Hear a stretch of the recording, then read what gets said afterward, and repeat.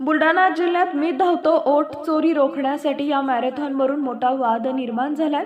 काँग्रेस प्रदेश अध्यक्ष हर्षवर्धन सपकाळ यांनी पत्रकार परिषदेत गंभीर आरोप करत निवडणूक प्रक्रियेत बुलढाण्यातही मतांची चोरी झाल्याचा स्पष्ट पुरावे असल्याचा दावा केलाय।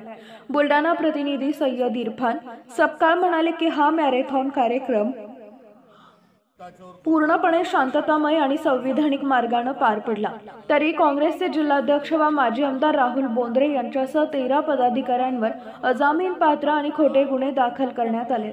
त्यांनी ठाणेदारांवर पक्षपातीपणाचा आरोप करत सर्व गुन्हे मागे घेणं आणि चिखली ठाणेदारांना निलंबित करण्याची मागणी केली आहे। सपकाळ यांनी आज जिल्हा पोलीस अधीक्षकांना याबाबत निवेदन दिले असून या निवेदनावर काँग्रेसचे अनेक पदाधिकारी आणि कार्यकर्त्यांच्या स्वाक्षरी आहेत। यावेळी आमदार धीरज लिगाडे, प्रदेश उपाध्यक्ष लक्ष्मणराव घुमरे, जिल्हा उपाध्यक्ष रिजवान सौदागर तसेच अनेक पदाधिकारी मोठ्या संख्येने उपस्थित होते। काँग्रेस पक्षाची स्पष्ट मागणी आहे की शांततामय मॅरेथॉनवरील खोटे गुन्हे तातडीने मागे घ्या आणि संबंधित ठाणेदारावर कारवाई करून लोकशाहीवरील विश्वास अबाधित ठेवा। आता जिल्हा प्रशासन यावर कोणती भूमिका घेते याकडे सर्वांचं लक्ष लागलंय। चोर कोतवाल को डाटे ही म्हण मतचोरीच्या अनुषंगाने सिद्ध होत असल्याचे वारंवार पुरावे मिळत आहेत। निवडणूक आयोग स्वतः हा उलटे कांगावे करत आहेत, उलट्या बोंबा ठोकत आहेत। हे सर्वश्रुत असताना आता लोकशाही वाचवण्याकरता आणि आपापला संविधान अधिकार जो आहे हा जागृत ठेवत असताना मी धावतो मतदान चोरी विरुद्ध, मतदानाची चोरी थांबवण्यासाठी मी धावतोय, अशा प्रकारची मॅरेथॉन स्पर्धा ही बुलढाणा जिल्ह्यातल्या वेगवेगळ्या तालुक्यांमध्ये आयोजित करण्यात आली। मात्र जे चिखली अत्यंत सभ्य राजकारणाचं एक केंद्र म्हणून जे ओळखलं जात होतं, तिथे उलट गुन्हे जे आहेत हे संयोजकांवरच दाखल करण्यात आलेले आहे। नगरपालिकेची परवानगी होती, पोलिसांची परवानगी होती, बॅनर जे होते त्याची नगरपालिकेची परवानगी होती। हे असताना त्या ठिकाणी विचित्र स्वरूपाचे बॅनर लावून जो नाहक एक वाद निर्माण केला गेला आणि गणपतीसारखे उत्सव असताना जर सत्ताधारी राजकीय पक्षाचे कार्यकर्ते आणि आमदार जर अशा प्रकारचं कृत्य करत असतील तर हे दुर्दैवी आहे। देशामध्ये मतांची चोरी झाली हे खरं आहे आणि आता बुलढाणा जिल्ह्यात आणि चिखलीत चोरी झाली असं म्हटल्यानंतर ज्या संयोजकांवरच गुन्हे दाखल करण्याची जी एक पायंडा पाडला यातून हे स्पष्ट होतं आहे की खरोखर मतांची चोरी ही झालेली आहे आणि ये सरकार निकम्मी है, ये सरकार हमसे डरती है और पुलिस को आगे करती है। ही घोषणा जी आमचे कार्यकर्ते देतात ती वस्तुस्थिती नाही खरी असल्याचं हे आढळून आलं। वेगवेगळे गुन्हे दाखल केले, त्या दाखल करण्यामध्ये कुठेही लोटपाट नाही, कुठेही मारामारी नाही, तेही गुन्हे दाखल झाले।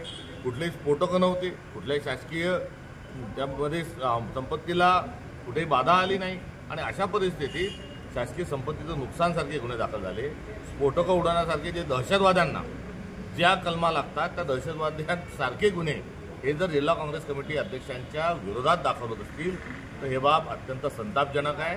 काँग्रेस हे सहन करणार नाही आणि सरतेशेवटी माणुसकी, मानवता हा पण एक महत्त्वाचा विषय असतो।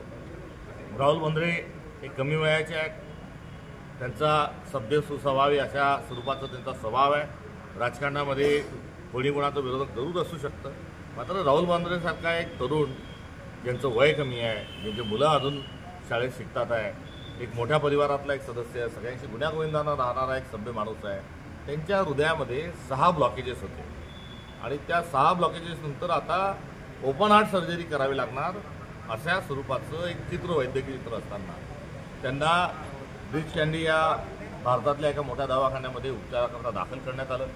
डॉक्टरांनी साथीचे प्रयत्न केले आणि त्यांच्यावर अत्यंत गुंतागुंतीची, कारण 6 ब्लॉकेज असल्यामुळे गुंतागुंतीची एन्जिओप्लास्टी जी आहे ती यशस्वी झाली। त्याला पुणे 15-20 दिवसच झाले आणि असा माणूस एक हृदयाच्या आजारामधून नुकताच ट्रीटमेंट घेऊन आलेल्या माणसाच्या बद्दल जर काही मंत्रालयातून फोन येऊन जर दहशतवाद्यासारखे गुन्हे दाखल होत असतील तर ही घटना मानवतेला देखील काळीमा फासणारी आहे। कायद्याला काळीमा फासला जातो हा राजकारणाचा भाग झाला ते आपण समजू शकतो, त्यासाठी कोर्ट आहे।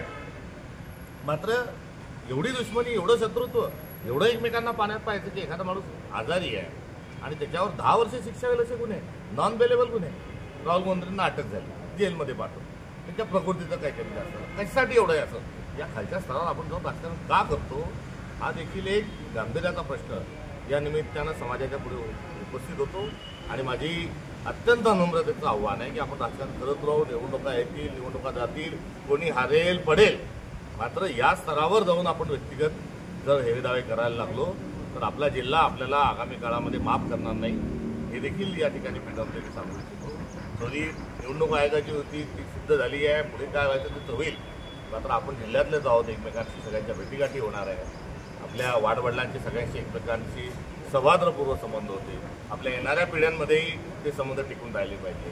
एवढा कोणाचा द्वेष करणं, एवढा तिरस्कार करणं आणि एखाद्या आजारी माणसाला, रोगी माणसाला अशा प्रकारे त्यांच्यावर गुन्हे दाखल करणं हे अत्यंत दुःखद आहे.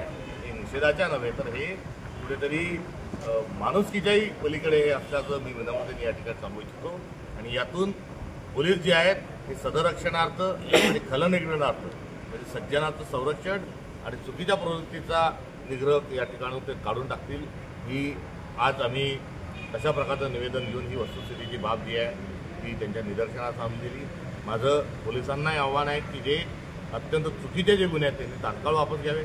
ठाणेदार एकामागे एक त्या ठिकाणी चुकीच्या कारवाया करतात आहेत, त्यांना त्या ठिकाणी समज द्यावी आणि जे विरोधक आहेत त्यांनी सभ्यतेच्या अनुषंगानं कुठेतरी 2 पावलं पुढे यावं, हे आजच्या या भेटीच्या अनुषंगाने या ठिकाणी आम्ही सांगू इच्छितो. जिल्हा पोलीस अधीक्षकांनी काय आश्वासन दिलं आपल्याला? त्या ठिकाणी अशा प्रकारचे स्फोटकं वगैरे काही कुठे नव्हते. या सगळ्या गुन्ह्यांच्या अनुषंगानं एकदा रिव्ह्यू करू अशा स्वरूपाचं सकारात्मक प्रतिसाद त्यांच्याकडून आम्हाला मिळालं.